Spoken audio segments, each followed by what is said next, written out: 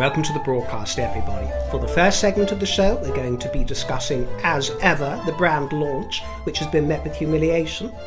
For the second segment, we're going to be looking over my keepsakes that have been received by my fruit basketeers, something altogether more elegant, with a Keepsake Kaleidoscope. But yes, we are going to be digging into this brand launch of her keepsakes, her keepsake packaging. Not an original thought in the girl's head, is there, my dear? You know, this is my fruit basket, so she goes on to sell fruit spread. And, you know, it's all about fruit and turning the mundane into magic and keepsakes, everything that I've been yapping on about for the past few years. So, Meghan, can I just please tell you, because I know that you're watching and your whole team seem to be watching, will you please piggyback on Gwyneth's shoulders if she's happy with you to do that, my dear? Piggyback away, but not Rivers. Do you understand? Not mine. Leave my shoulders alone. And my back. Get off my back. My keepsakes genuinely sold out within minutes of going on sale 3 months ago, didn't they? Do you remember, my dears? And for those of you that keep asking, when can I get mine? I emailed you immediately. I'm afraid you were just too late. Unlike Meghan, I vastly underestimated the demand for my keepsakes. Whereas she is quite the opposite. She's been accused of the oldest marketing trick in the book. Well, we all know what the oldest profession in the world is, my dear, but now we're on to the oldest marketing tricks in the book. She says hers sold out, within an hour, 3 or 4 minutes? Messages were up. Some are claiming that even before it went on sale, there were messages coming up saying that everything had sold out. We've all known about those tricks and gimmicks of marketing for a very long time, my dear. And Meghan even declared herself that they are limited quantities for each seasonal drop. And all of that is just a well-worn marketing ploy and bluster and blurb to try and get the crowd salivating for her spread. Good luck with that. Well, I will say that I have no doubt at all that her fanship of oddballs and fruitcakes and the insane filled their trolleys. We call them shopping trolleys here in the kingdom. I know abroad they're just baskets here and there. Shopping trolleys here. They were filled to the brim, weren't they, by the fanship of Meghan's to please their woke princess. Oh yes, I'll add 10, 20, 30 to my basket, so that she looks like she's sold out her few dozen of jars. Actually, I'm surprised that Meghan wasn't cast in Snow White instead of Rachel Zegler. It could have been Rachel Megler, couldn't it, my dears? And by the way, I'm going to be reviewing that in the next broadcast, I expect, that Snow White movie. You know, it would have been another pathetic, feeble audience of ardent admirers spending all of their welfare checks on tickets and popcorn. Well, a well-placed source told the Telegraph that the items would be made available in small quantities and quickly marked as sold out to generate interest, which is a common marketing ploy. The 8 items from the first collection of Elevated Basics have been developed in partnership with Netflix to complement her show, Cooking the Books. With love, Meghan. Meghan says, of course you'll find the raspberry spread that started it all, presented in a keepsake packaging that you can repurpose to tuck away love notes or special treasures, and to remember this pivotal moment with me. Seriously, all of this keepsake talk. I mean, you couldn't make it up, could you, darling? This is just 3 months after my own keepsakes were unveiled. Will you please bear this in mind? And also many months, by the way, after that video was filmed, because I filmed that in my last location and sat on it for several months. So this is going back months. It's almost as if she knew something, isn't it, my dear? Or at least one of us did. Now, as for this raspberry spread, which is available only in the United States, I believe, at the moment, this line, at the present time, with plans to expand globally. Let's see how that works out. Well, I'm going to be speaking about our currency here in the kingdom, my dear. We'll do the figures in pounds sterling. £10.80 is the cost for the jam, but bear in mind this is with the keepsake packaging, an empty box. £10.80. Well, without the box, that will eventually be available for the equivalent of about £6.98. Now that actually does compare with Highgrove Organics version, who we'll be comparing it with, of course, Charles's Passion Project. That goes for £6.95, but you get 125 extra grams. The Highgrove version is 340 grams compared to As Ever's 215 grams. So I'll be interested to hear what is so spectacular about Meghan's spread that makes it worth so much more. By the way, I'm sure that her factory farmed spread, I'm sure it's going to taste fine. I mean, it's going to be pretty difficult to get fruit and sugar tasting absolutely dreadful, but my Morello Cherry Conserve, that's by Wilkin & Sons, that's 340 grams, so quite a lot more, for £3.29. £3.29. And I think it's very good, actually. Nice on toast with some butter. So that is quite a markup, but her prices aren't outrageous, as some have been suggesting. I don't think they're outrageous. You see this kind of markup certainly all over London and the Kingdom. You can find cheap versions, you can find these marked up versions. I mean, you know, it's down to the shopper to find the bargains, to make the decisions, to see if you want to pay for the brand itself, or if it really does have luxury ingredients that deserve that markup. You know, I've got no problem with the hustle or the markups of anything, or the enterprise, but it's the fact that she only seems to be catering to something towards more of the luxury end of things. Not high luxury, I understand, but what about the dwellers of those pokey one-bedroom flats in old foggy London town, my dear, that just want a little slice of what you're delivering to us? You know, that you told us about in your Netflix show. What about all of them? They can't afford, you know, it's their weekly salary would be spent up on your jams and preserves, my dear. The peasants and the paupers of the world want some empty cardboard box to keep all their love letters in, don't they? What are they going to do?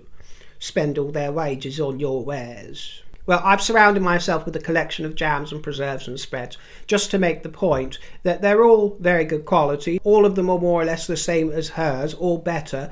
The vast majority of them are larger, so you get more bang for your buck. For example, that pear jam that I showed you the other day, I've eaten all of that now, but I'm going to get more of it. It was by Trinquelinet. That was £5.90. And that was really, really good. But it's a buyer's market, there you go. There was a press release, and as ever, there was a huge fanfare by the bugger of Montecito. Oh, whoops, I'm so sorry. Not wearing my glasses. The bugler of Montecito. Oops. Announcing a new hire. They just love it, don't they? Every time they hire a new slave, there has to be an announcement. This time it's Melissa Kalimoff, a chief operating officer. Sounds like a prison matron or something, doesn't it, my dear? Chief operating officer. She has over 15 years experience scaling brands. Oh, we're so impressed, my dear. Well, we're told that new collections are going to be released seasonally, and they'll be inspired by Meghan's personal essence. She has got to be trolling us, my dear. Got to be trolling us with this. These are the staples that Meghan turns to time and time again in her own kitchen and daily life, designed to infuse warmth, beauty and intention into daily rituals. Oh, really? Her daily ritual is a smoking ceremony with Doria, a quarrel with Harry, a prairie oyster and a big fat dump. Well, as we all predicted from the very moment that her daughter was named Lilibet, by hijacking the precious pet name of the late Queen Liz. The name is used to promote her brand. We all saw it coming, didn't we, my dears? We all saw it coming as soon as it was announced. And our suspicions were proven true.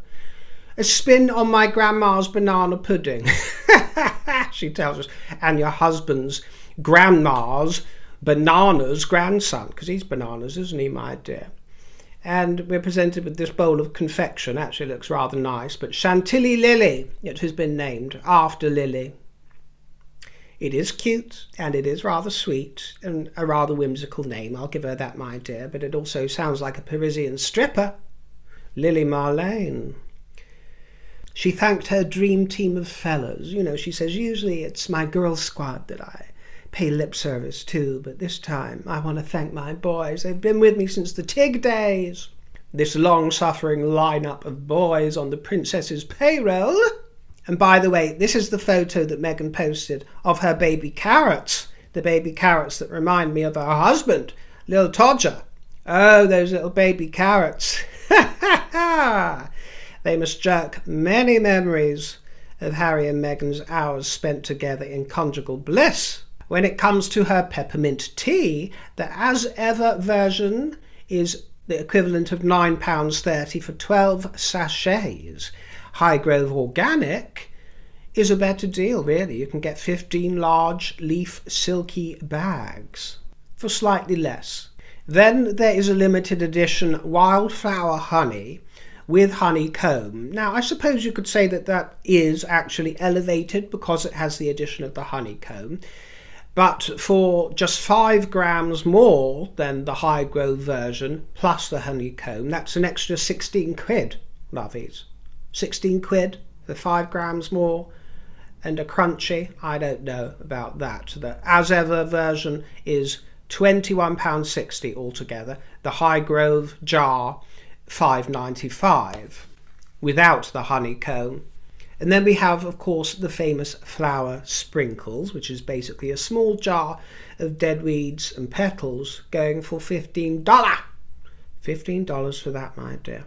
And I have to mention, by the way, that she says, this edition epitomizes the idea of surprise and delight, beautifying any dish and taking it from mundane to magical. Only long-time viewers will know this, my dear. If you've been here for the last few years, you will know. You know, I'm very sorry, but mundane to magical is an expression that I have used countless times on this broadcast to describe the effect of royalty, more often than not, but also to describe everyday items and what we always discuss. The mundane to magical. It's another thing. Lifted. Her entire team are apparently basketeers, aren't they? Avid basketeers watching the show. Hi guys. Hello, Archewell. Hello, Netflix. Hello, as ever team. What else do you want to live from me? My fruit, my keepsakes, my mundane to magical. You know, you can't take away my dignity.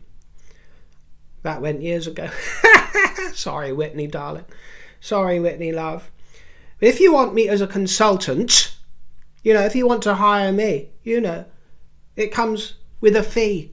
With a fee. This mind does not come for free and gratis. You've got to pay for it, my dear. Otherwise, you're just going to have to continue doing this cheap copycatted version that's inauthentic and no one's got to take seriously. You know. Everything has a price and I've got mine. And very sadly for the Duchess, the staff are apparently already over it. They were already over it before sales began, we have been told by an insider who informed the press that the whole startup has been a logistical nightmare, which I told you weeks ago, by the way. I told you weeks ago that there were these ructions, undercurrent, involving the brand name change, which threw everything up in the air, the indecisiveness, the indecision, and the poor leadership, and terrible communications. And the source said that everybody there is tired of the drama and suggests that they've been asked to sign NDAs regarding where products are made, non-disclosure agreements. What are you hiding, my dear? Why do you want to hide these factories? We all thought that you were making it all in your kitchen, the domestic goddess, or, sorry, your neighbour's kitchen. So they're all banned from snitching on her kitchen. But we see you, don't we, my dears? Well, let's turn to something altogether more elegant, and that is my fruit basketeers and the receivership of their keepsakes, sent out by me. The keepsakes, if you recall, were a photograph of my previous environment. That is the actual keepsake together with an autographed notelet from myself. And then I threw in, as an extra add-on, a couple of actual mementos and souvenirs from my collection of ephemera, you know, little vintage pieces. but the actual keepsake is the notelet and the photograph for me. We'll start with Anna Paula, or Anna Paula, I'm not sure how you pronounce it, my dear, from Toronto, who says, I will treasure them and keep them amongst my most prized possessions.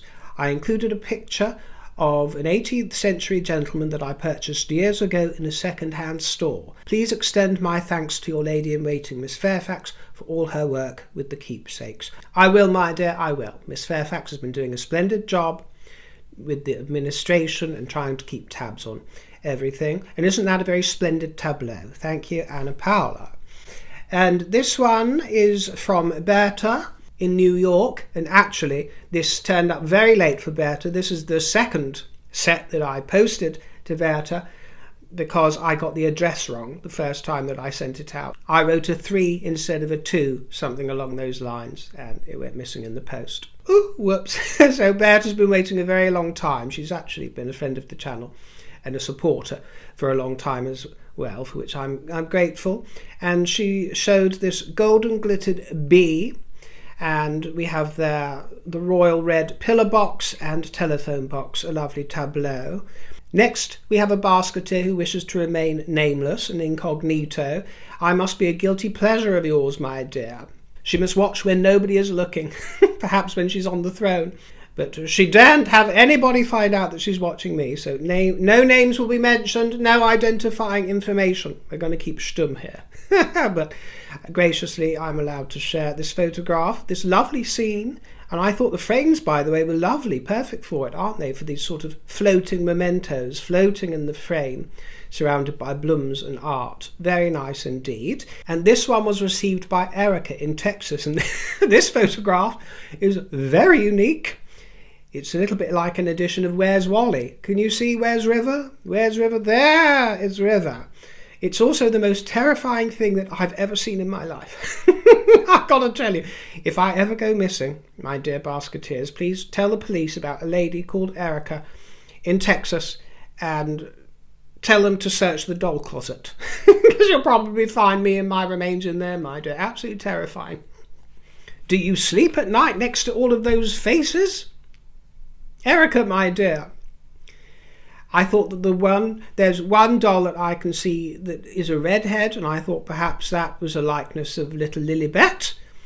Then I see Catherine there on the left, perhaps, with Meghan on the right, trying to overtake the proceedings, and behind them are their mothers. There's Carol on the left and Doria on the right behind them.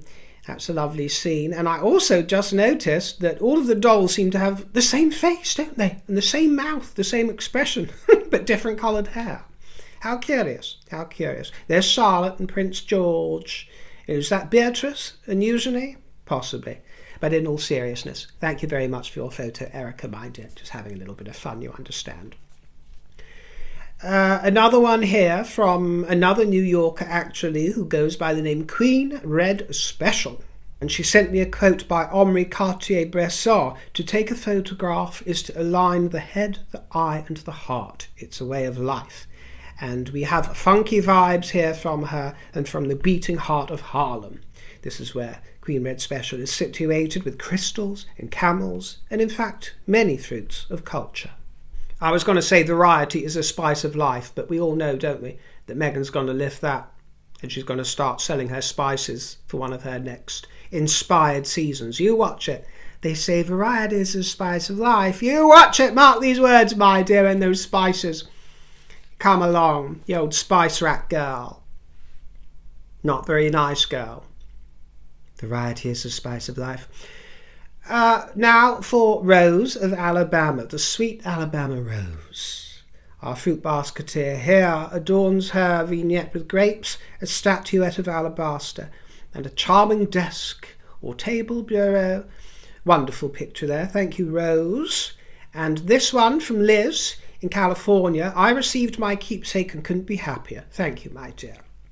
I don't think Meghan's fans will say the same when they receive their cardboard box full of sludge.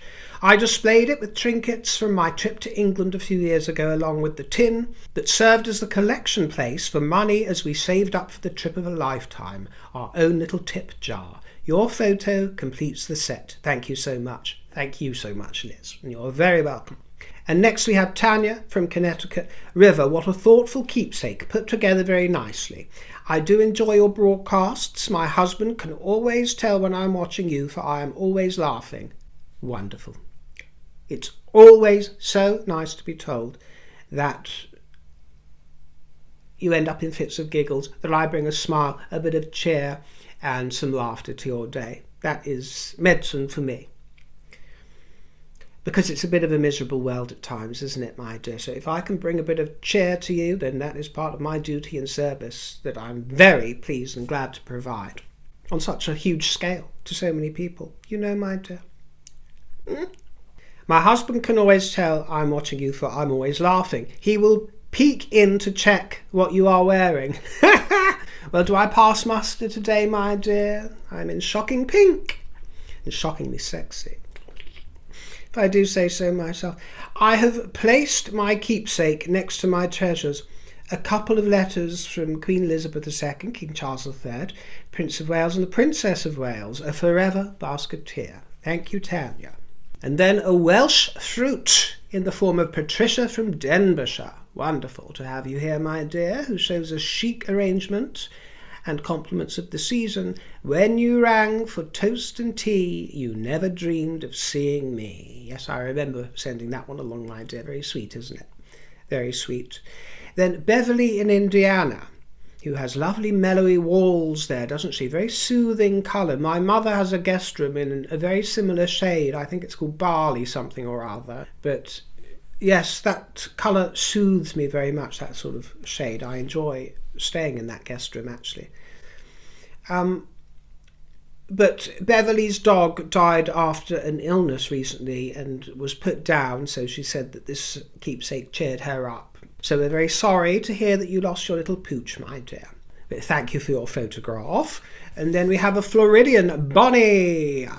Bonnie presented her keepsake on what she calls her seashell bookcase in this chamber of feminine energy, with the flounces and frills of Florida, whites, creams and gold, as I join her spangled gallery of celebrated fruits.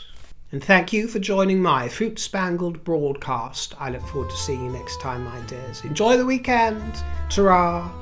Lots of love, as ever. Toodle pip.